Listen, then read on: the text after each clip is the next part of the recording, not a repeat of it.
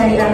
Reksadana di Inggris dikenal dengan sebutan unit trust atau berarti unit saham kepercayaan, sedangkan di Amerika dikenal dengan sebutan mutual fund yang berarti dana bersama, dan di Jepang dikenal dengan sebutan investment fund yang berarti pengelolaan dana untuk investasi berdasarkan kepercayaan. Nah, sedangkan secara bahasa, reksadana tersusun dari dua konsep, yaitu reksa yang berarti jaga atau pelihara, dan konsep dana yang berarti himpunan uang. Dengan demikian, secara bahasa, reksadana berarti kumpulan uang yang dipelihara. Reksadana yaitu dana simultan yang dijalankan oleh suatu perusahaan investasi yang mengumpulkan uang dari pemegang saham, kemudian diinvestasikan ke dalam saham seperti saham, obligasi, opsi, komoditas atau sekuritas pasar uang. Reksadana seperti ini menawarkan keunggulan diversifikasi dan manajemen profesional kepada investor. Untuk jasa ini mereka biasanya membebankan suatu biaya manajemen, biasanya 1% atau kurang dari aktiva per tahun. Sementara secara istilah menurut Undang-Undang Nomor 8 Tahun 1995 tentang pasar modal, reksadana adalah wadah yang digunakan untuk menghimpun dana dari masyarakat pemodal untuk selanjutnya diinvestasikan dalam portofolio efek oleh manajer investasi. Dari definisi yang saya jelaskan tadi, dapat disimpulkan bahwa reksadana dapat dipahami sebagai suatu wadah di mana masyarakat dapat menginvestasikan dananya dan oleh pengurusnya, yaitu manajer investasi. Dana tersebut diinvestasikan ke portofolio efek. Portofolio efek ini sendiri adalah kumpulan atau kombinasi sekuritas, surat berharga atau efek atau instrumen yang dikelola. Selanjutnya adalah prinsip reksadana syariah. Prinsip utama berinvestasi di reksadana syariah yaitu yang pertama, jika perusahaan ingin berinvestasi ke reksadana, maka hasil kegiatannya tersebut harus sesuai dengan pedoman syariat.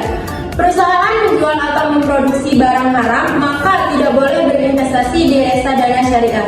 Jika perusahaan tersebut menyelenggarakan perjudian, tidak boleh masuk ke reksadana syariah. Perusahaan yang memproduksi alat-alat bersenjata yang mengancam pemusnahan manusia tidak diperbolehkan. Yang kedua adalah apabila perusahaan tersebut memiliki hasil usahanya sesuai syariat Islam dan terdapat anak perusahaannya yang kegiatan tersebut tidak sesuai syariat Islam, maka tidak diperbolehkan. Adapun jenis transaksi yang dilarang reksadana syariah ialah yang pertama yaitu tradisi melakukan penawaran palsu. Yang kedua adalah bai al-ma'dum, melakukan penjualan atas barang yang belum dimiliki. Yang ketiga, insider trading, yaitu menyebarluaskan informasi yang menyesatkan atau memakai informasi orang dalam untuk memperoleh keuntungan transaksi yang dilarang. Selanjutnya yang keempat adalah melakukan investasi pada perusahaan yang pada saat transaksi tingkat utangnya lebih dominan dari modalnya.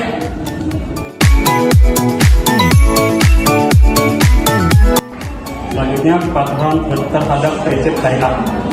Dalam peraturan OJK nomor 19 POJK ×04 tahun 2015 disebutkan bahwa reksadana syariah memenuhi prinsip syariah di pasar modal apabila akad, cara pengelolaan dan portofolionya tidak bertentangan dengan prinsip syariah di pasar modal, sebagaimana diatur dalam peraturan otoritas jasa keuangan tentang penerapan prinsip syariah di pasar modal.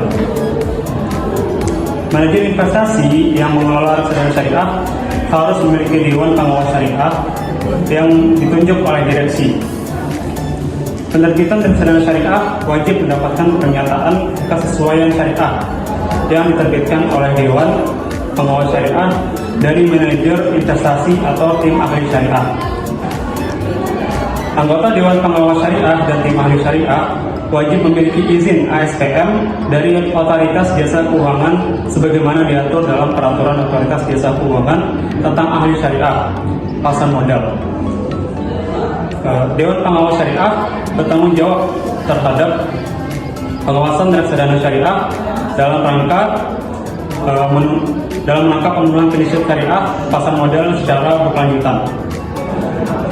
Dewan Pengawas Syariah wajib menyusun laporan hasil pengawasan tahunan atas pemenuhan kepatuhan terhadap prinsip syariah di pasar modal atas reksadana syariah yang diawasi dan wajib disampaikan oleh Dewan Pengawas Syariah manajer investasi yang mengelola reksadana syariah. Laporan hasil pengawasan tahunan disampaikan oleh manajer investasi.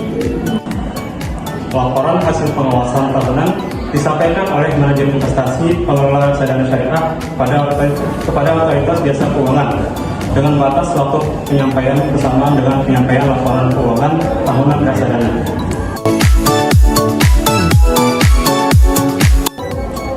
Kemudian manfaat reksadana. Produk investasi reksadana sangat menarik karena memiliki banyak kelebihan dan sangat cocok untuk investor kecil dan pemula.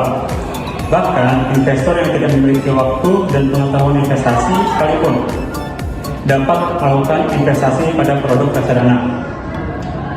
Adapun keuntungan melakukan investasi pada produk reksadana diantaranya adalah sebagai berikut. Pertama, dikelola oleh manajemen yang profesional.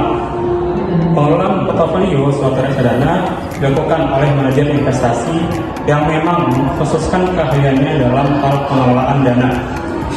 Peran manajer investasi sangat penting, mengingat pemodal individu pada umumnya mempunyai keterbatasan waktu, sehingga tidak dapat melakukan riset secara langsung dalam menganalisa harga efek serta mengakses informasi ke pasar modal.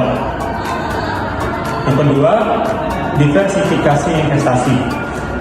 Diversifikasi atau penyebaran investasi yang terwujud dalam portofolio akan mengurangi risiko, akan tetapi tidak dapat menghilangkan, karena dana atau kekayaan reksadana diinvestasikan pada berbagai jenis efek, sehingga risikonya pun juga tersebar. Dengan kata lain, risikonya tidak sebesar risiko bila seorang membeli satu atau dua jenis saham atau efek secara individu. Ketiga, transparansi informasi.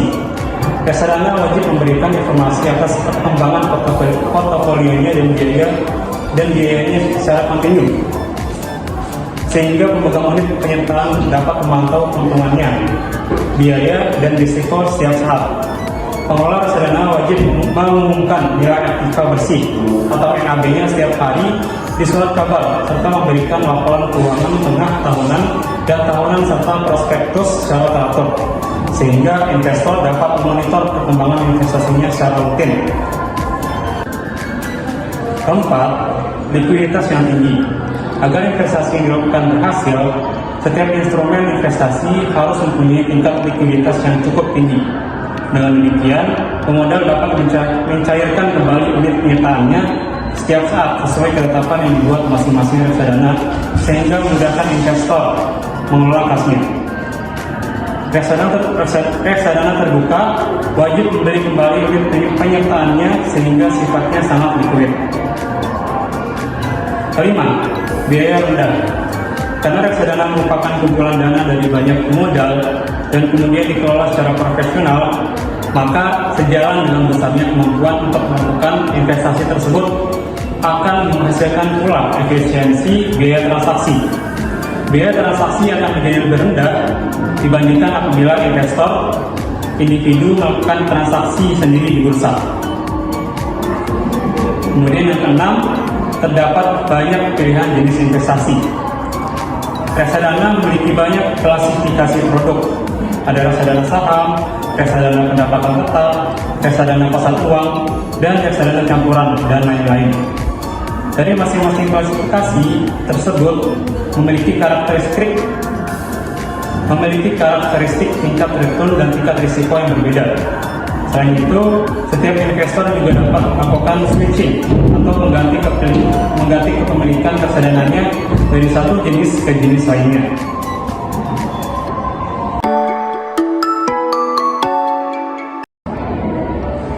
Risiko reksadana. Untuk melakukan investasi reksadana, investor harus mengenal jenis risiko yang berpotensi timbul apabila membeli reksadana.